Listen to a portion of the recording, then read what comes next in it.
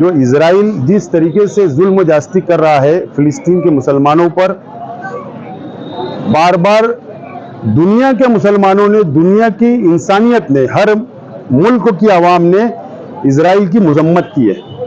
और हमारा देश भी, हमारे देश की विदेश पॉलिसी भी फिलिस्तीन के साथ में है।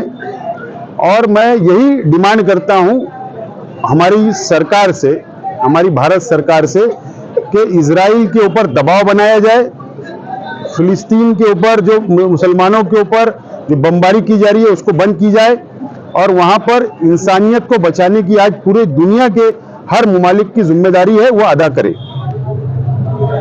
फिलिस्तीन का झंडा लेके कल एक नौजवान मालेगांव शहर में आ गया, क्या आप उसका समर्थन करें?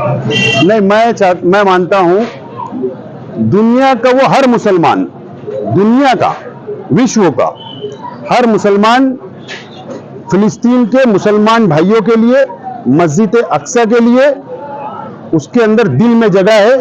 और वो हमारा मस्जिद अक्सा हमारे लिए बहुत पवित्र मुकाम है।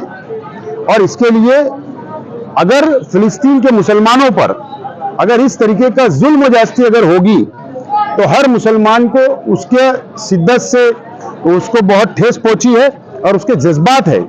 और वो अगर उसके जज्बात का वो नौजवान ने अगर वहां पर आकर फिलिस्तीन का झंडा लहराकर अगर हमारी हुकूमत से अगर वो मुतालबा कर रहा है कि आप उस पर दबाव बनाओ और हमारी विदेश पॉलिसी भी फिलिस्तीन के मुसलमानों के हक में है, तो वो नौजवान ने कुछ गलत नहीं किया। उस नौजवान के ऊपर पुलिस, मैं समझता हूं ये कानूनी बात है। और पहले हमारे शहर की पुलिस ने, गृह डिपार्टमेंट ने, हमारी सरकार ने कानून का अभ्यास कर लेना चाहिए, स्टडी कर लेना चाहिए।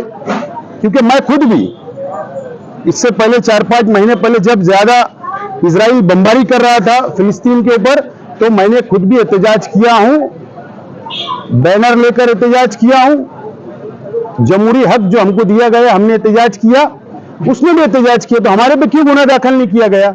और आज उस पर क्यों? आज एकदम साफ बात है, फिरका परस्त तंजीमें जिस तरीके से मुतालबा कर रही है, उनको धुलिया लोकसभा का इलेक्शन जीतना है, यह मेरा साफ तौर पर मानना है। और पुलिस डिपार्टमेंट पे प्रेशर बनाकर इस तरीके का गुनाह दाखिल करके वो इलेक्शन जीतना चाहते। आपने कहा था कि मीटिंग लेकर मैं लोकसभा, आज भी मैं दोबारा रिपीट कर रहा हूं ये बात शहर की आवाम के लिए और लोकसभा मतदार संघ की जनता के लिए, कि कल भी मैंने कहा था कि मैं इच्छुक उम्मीदवार हूं, आज भी मैं बोल रहा हूं इच्छुक उम्मीदवार हूं। मैंने ऐलान किया था कि ईद के बाद मीटिंग ली जाएगी और हम लोगों ने हमारा लेटर, पत्र व्यवहार राष्ट्रवादी कांग्रेस पार्टी के पास हमारा प्रपोजल हमने भेजा है। उसका रिप्लाई मैं चाहता हूं कि आने वाले जुमा तक हम लोग ले ले और उसके बाद कार्यकर्ताओं की मीटिंग बुलाकर फैसला किया जाएगा। अगर ऊपर हमारी जो बात होगी उसके ऊपर हम कार्यकर्ताओं में चर्चा करेंगे, और अगर बात हमारी मान ली जाएगी तो फिर कार्यकर्ता जो बोलेंगे वो फैसला किया जाएगा। लेकिन आज भी मैं उम्मीदवार हूं, बिल्कुल मैं स्वागत करता हूं, वेलकम करता हूं। अभी मेरी ऑफिस के ऊपर भी आए, हमसे मिले, और एक मेहमान जब आता है अपने घर के ऊपर तो जरूर उसका इस्तेकबाल होना चाहिए।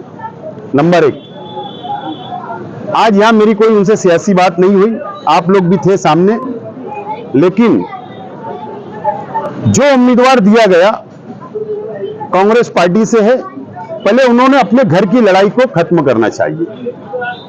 ये लड़ाई बागलान से लेकर सिंधखेड़ा तक पहुंची है। इसका मतलब पूरे मतदार संघ के अंदर कांग्रेस की आपसी लड़ाई सड़कों पर आ गई है, रास्तों पर आ गई है। पहले वो खत्म होना चाहिए, और नहीं तो ये इलेक्शन में महाविकास आघाड़ी के लिए अच्छे संदेश नहीं है। हमरे से कोई अच्छी इच्छा कर सकते क्या? उनकी जबान से मीठे बोल की हमने कभी अपेक्षा की नहीं।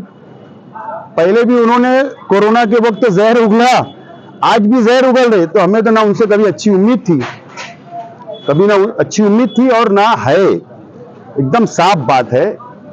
डॉक्टर सुभाष भामरे साहब की जब उम्मीदवारी डिक्लेयर हुई तो उनके खिलाफ भी बैनरबाजी हुई, उनकी भी जमीन खसक चुकी है, जनता उनको हराने के लिए बिल्कुल तैयार बैठी है। तो किस तरीके से हिंदू मुसलमान की राजनीति करके दो समाज को लड़ाकर अपना वोट हासिल करने की सिर्फ उनका स्टैंड है। और क्या है डॉक्टर सुभाष भामरे, ये दूसरी कोई अच्छी उम्मीद नहीं है और ना हम कभी उनसे अच्छी उम्मीद रख सकते हैं। मैं समझता हूँ इलेक्शन जीतने के लिए सब ये पाखंड किए जा रहे। डिक्लेयर होने 10 दिन हो गए। मेरा आप लोगों से सवाल है, मीडिया के लोगों से, आपसे उन्होंने मुलाकात की क्या?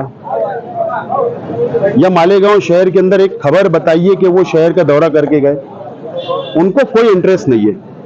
मैं एकदम साफ तौर पर बोल रहा हूं। आईपीएस है, उनका वक्त था, सर्विस थी, सर्विस किए, अब वो राजनीति के अंदर कदम रखे, सबको अधिकार है, उससे मुझे कुछ बोलना नहीं है।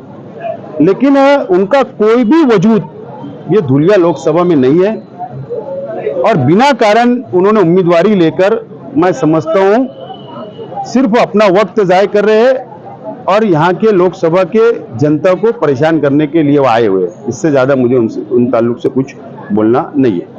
इसका फायदा बीजेपी ने कहा कि भाई मुस्लिम उम्मीदवार है, होना चाहिए। मैंने पहले ही कहा था कि मुस्लिम कैंडिडेट बोलकर कोई भी यहाँ पर मुसलमान मेंबर ऑफ पार्लियामेंट नहीं बन सकता।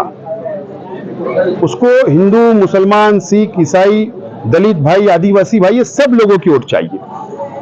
और मैं खुद भी कई दिनों से आपके जरिए शहर की आवाम को ये बात का ऐलान किया था कि मैं उम्मीदवार हूं और आज भी हूं। अगर वाकई हमारे शहर के मुस्लिम लीडरान या धुलिया शहर के मुस्लिम लीडरान या हमारे दलित भाई, अगर वो संविधान उनको और हमको मिलकर बचाना है, जो इस देश के घटना और संविधान को जो हिंदू भाई मानता है, अगर उनको संविधान बचाना है, तो मेरी यही रिक्वेस्ट है कि हमारे तमाम ही लोगों ने अगर मुझको कहा कि हम एक मत से, एक राय से शेख आसिफ को उम्मीदवार बनाना चाहते, तो जरूर मैं उसके ऊपर सोच विचार करने के लिए तैयार हूं।